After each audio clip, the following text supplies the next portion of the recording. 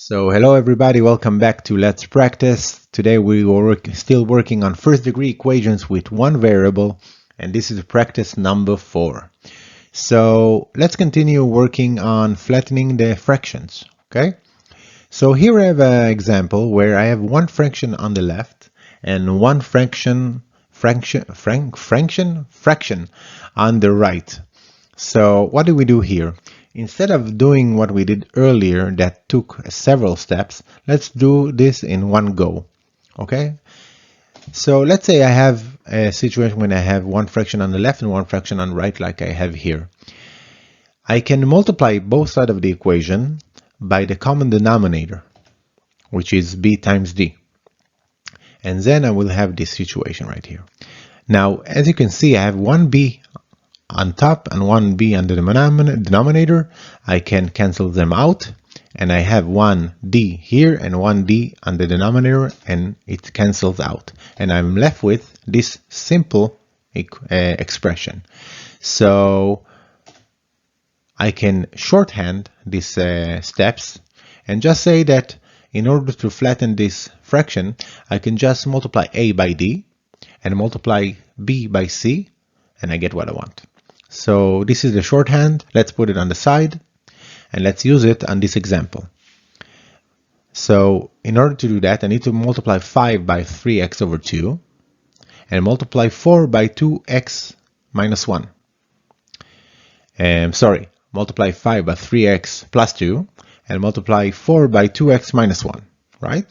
Now let's open the parentheses, do some rearrangement, add the terms, and divide by the factor 7. And I will have my answer, which is x equal to minus 2. Want to do another example? Let's do this. Here I have a nice example that I can use what I learned earlier to solve this, and I also can use the diagonal multiplication. So let's deal with what I have here on the left first, and then we're going to deal what we have on the right.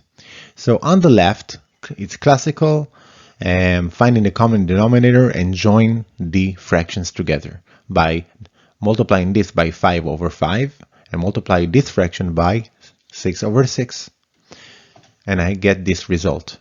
On the right, I will turn this 1 into 4 over 4 because everything divided by itself is just 1. But why 4 over 4? Because this is the denominator right here, and I would like to add these two fractions right now. So after I add the fractions together, because they have common denominators, I get this result, which I have one fraction on the left and one fraction on the right, just like I had earlier. Let's simplify this expression a little bit by opening the parentheses and do some addition. And I get this, and then this. Now it's exactly like the previous example. Now let's do the diagonal multiplication, and I get this. 4 times what I have here give me this, and 30 times what I have here is give me this term right there.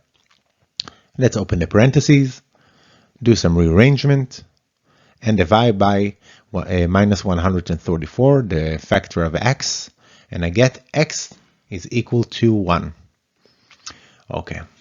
Here we concluded practice number 4, and let's see what our homework is.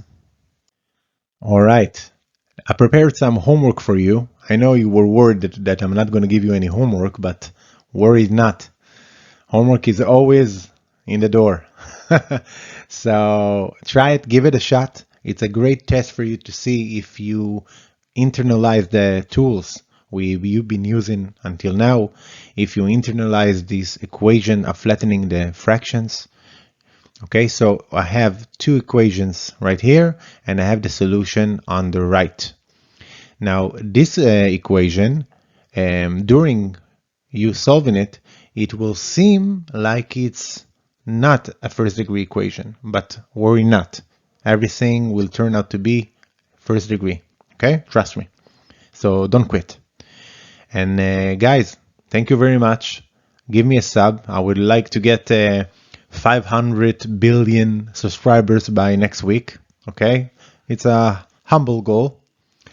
And don't forget, practice makes perfect, and it's a great way to internalize rules and every, any tool you need to succeed in life. So I will see you on the next playlist, and have a good day.